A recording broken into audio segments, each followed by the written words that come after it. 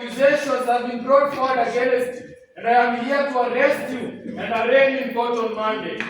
What have I done? We will let you know what you have done once you reach at the police station. You have a right to remain silent, or whatever you say shall and will be used against you in the court of law. No, I am not going anywhere. I have done nothing wrong. Well, did this mayor, your worship, talk to you yesterday? Yes, he did. And did you do whatever he asked you to do? No, I didn't. Do you know that it is a legal and a moral duty to obey our leaders? Isn't it criminal to disobey the mayor?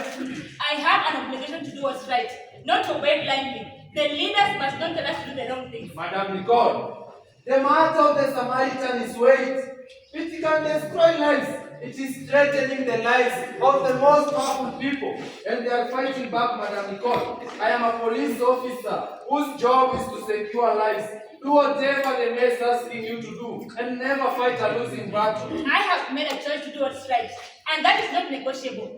And besides, the National Information and Communications Corporation has taken over the app. Well, I understand that you mean you are ready for a fight. And to get us started, are you aware that the signal of your phone was at one time located at the scene of murder?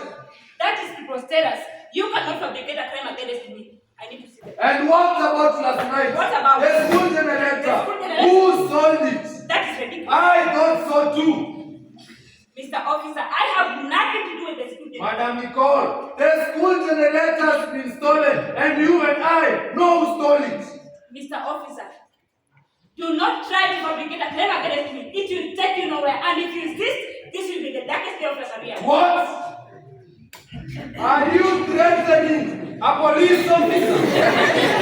Do not try to get the law by accusing me of a crime that I'm not. You are just confirming other accusations brought forward against you. What allegation? Madam Nicole, you are too strong-willed to be a school and a student teacher. You are stubborn as a mule. What crime is that? Well, it is not a crime as such, but don't you think that you are a bad influence to the teachers and students? Officers! Yes! Officers! Yes, sir! Officers! Yes, sir! Officers! Yes, sir! Come!